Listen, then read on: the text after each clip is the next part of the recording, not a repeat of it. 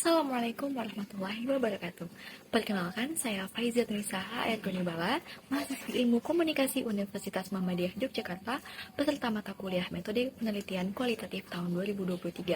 Pada kesempatan kali ini, saya akan menjelaskan mengenai analisis framing, analisis naratif, dan juga analisis semiotika. Baik, yang pertama kita mulai dengan analisis framing. Analisis framing adalah suatu pendekatan dalam studi komunikasi yang membahas cara-cara di mana pesan-pesan media dibentuk, dikonstruksi, dan dipresentasikan kepada halayak. Konsep ini membantu kita memahami bagaimana media dapat mempengaruhi persepsi dan pemahaman kita terhadap suatu isu atau peristiwa. Salah satu tokoh yang berperan penting dalam pengembangan metode analisis framing adalah Erving Goffman. Goffman, seorang sosiolog dan penulis terkenal, memperkenalkan konsep frame dalam analisis komunikasi.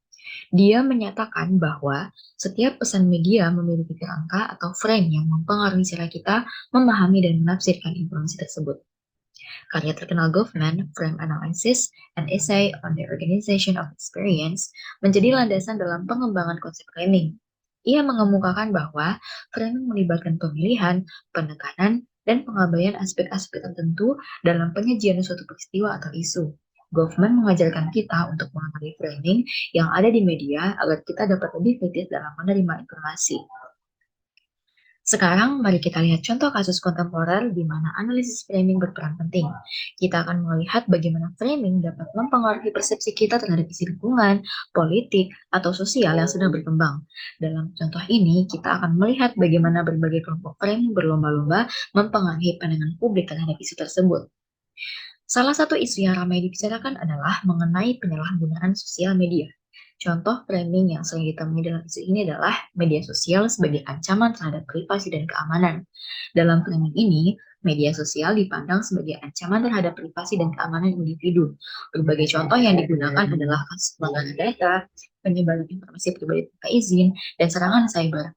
Berita dan artikel yang muncul cenderung menekankan risiko dan bahaya yang terkait dengan penggunaan media sosial, sehingga mendorong penonton untuk lebih berhati-hati dalam berbagai informasi pribadi. Kedua, media sosial sebagai sarana komunikasi dan penghubung sosial. Dalam framing ini, media sosial dipandang sebagai alat yang memudahkan komunikasi dan membangun hubungan sosial. Contoh-contoh yang digunakan adalah kisah-kisah tentang orang-orang yang bersatu kembali melalui media sosial, keluarga dan teman yang terhubung di berbagai belahan dunia, serta kesempatan untuk berbagi cerita dan pengalaman dengan orang-orang yang memiliki minat serupa. Berita dan artikel yang muncul menekankan manfaat positif dan pengaruh yang baik dari penggunaan media sosial. Yang ketiga, media sosial sebagai sumber informasi dan pemberi suara. Dalam framing ini, media sosial dipandang sebagai sumber informasi yang melibatkan partisipasi aktif dari pengguna. Media sosial dipandang sebagai alat untuk mendapatkan berita terkini, mengikuti isu-isu terpenting, dan berbagi opini. Contoh-contoh yang digunakan untuk penggunaan media sosial dalam kampanye sosial dan politik, aksi-aksi aktivisme online, dan gerakan-gerakan yang mendapatkan dukungan melalui media sosial. Berita dan artikel yang muncul menekankan peran media sosial dalam memberikan suara kepada individu dan kelompok yang sebelumnya tidak didengar. Dalam contoh ini, ketiga framing tersebut memberikan sudut pandang yang berbeda terhadap isu penyalahgunaan media sosial. Setiap framing memiliki aspek-aspek tertentu dalam penyajian informasi dan mempengaruhi cara penonton memahami dan menafsirkan isu tersebut. Perbedaan framing ini dapat mempengaruhi opini dan sikap masyarakat terhadap penggunaan media sosial. Kemudian yang kedua, kita masuk pada analisis naratif. Mari kita pahami apa itu analisis naratif. Analisis naratif adalah suatu pendekatan dalam studi sastra dan budaya yang membahas cara-cara di mana cerita atau narasi dibangun, dikembangkan, dan disampaikan kepada pembaca atau penonton. Konsep ini membantu kita memahami struktur, tema, karakter, dan elemen-elemen lain yang ada dalam narasi. Salah satu tokoh yang berperan penting dalam pengembangan metode analisis naratif adalah Vladimir Brov. Brov, seorang ahli bahasa dan folktale Rusia, melakukan penelitian mendalam tentang struktur dan elemen-elemen dasar yang ada dalam cerita rakyat.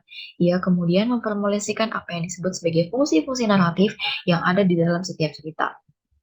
Karya terkenal Brov, Morfologi Dongeng atau Morphology of the Folktale, menjadi landasan dalam pengembangan konsep analisis naratif. Ia mengidentifikasi 31 fungsi naratif yang sering muncul dalam cerita-cerita rakyat dan mengajarkan kita untuk memahami struktur dan pola dasar yang ada pada setiap naratif. Selanjutnya mari kita kenal dengan Joseph Campbell, seorang ahli mitologi yang membuat kontribusi signifikan dalam pengembangan teori monomito. Campbell berpendapat bahwa ada pola naratif yang muncul secara universal dalam mitos dan cerita-cerita tradisional dari berbagai budaya di seluruh dunia. Menurut Campbell, monomito adalah sebuah perjalanan pahlawan yang melibatkan tahap-tahap seperti panggilan petualangan, penolakan, pertemuan dengan mentor, pencarian, pertarungan dengan penjaga ambang, kematian dan kebangkitan, dan kembali dengan hadiah. Ia mengajarkan bahwa monomito menggambarkan tantangan dan perubahan yang dialami oleh pahlawan dalam sebuah cerita. Sekarang, mari kita lihat contoh kasus kontemporer di mana analisis naratif berperan penting. Kita akan melihat bagaimana struktur dan elemen-elemen naratif mempengaruhi pengalaman kita dalam menonton film, buku, atau karya seni lainnya. Dalam contoh ini, kita akan menganalisis sebuah film yang berjudul dengan The Wizard of Oz. Struktur naratifnya sebagai berikut. Eksposisi. Dorothy, seorang gadis muda yang tinggal di sebuah peternakan di Kansas, merasa terjebak dan tidak puas dengan kehidupannya. Panggilan petualangan. Tornado besar melanda peternakan Dorothy, dan ia terbawa ke tanah ajaib bernama Oz. Pertemuan dengan mentor. Dorothy bertemu dengan penyihir agung Oz, yang memberinya petunjuk untuk menemui penyihir yang lebih kuat di Emerald City. Pencarian. Dorothy bertemu dengan teman-teman baru, yaitu Tin Man, Scarecrow, dan Lion, dan mereka bersama-sama memulai perjalanan menuju Emerald City. Pertarungan dengan penjaga ambang. Mereka dihadapkan pada berbagai rintangan dengan hambatan, seperti bertarung melawan makhluk jahat dan menghadapi tantangan di Jalan Kuning. Kematian dan kebangkitan. Setelah berhasil mengalahkan penyihir jahat dari barat, Dorothy menemukan bahwa dia memiliki kekuatan untuk kembali pulang ke Kansas. Kembali dengan hadiah. Dorothy menggunakan sepatu rubi ajaib dan kemudian kembali ke rumahnya, menyadari bahwa kehidupan sebenarnya di Kansas memiliki keindahan dengan nilai yang sebenarnya. Tema naratif yang dapat kita lihat adalah pencarian identitas. Dorothy mencari jati dirinya dari tempat di dunia, dan melalui petualangan di Oz, ia belajar mengenai kekuatan dan potensi yang dimilikinya. Kedua, keberanian dan persahabatan. Dorothy menemukan keberanian dalam dirinya dan membangun persahabatan yang kuat dengan teman-teman yang baru, yang saling mendukung dan melengkapi satu sama lain. Ketiga, kehidupan adalah petualangan. Cerita mengajarkan kita untuk melihat kehidupan sebagai petualangan penuh dengan rintangan dan pelajaran, dan bahwa kita harus berani menghadapinya dengan keberanian dan tekad. Melalui analisis naratif ini, kita dapat melihat bagaimana film The Wizard of Oz membangun cerita dengan menggunakan struktur naratif yang terorganisir dengan baik dan mengangkat tema-tema penting yang dapat mempengaruhi dan menginspirasi penonton. Selanjutnya, kita akan memahami apa itu analisis semiotika.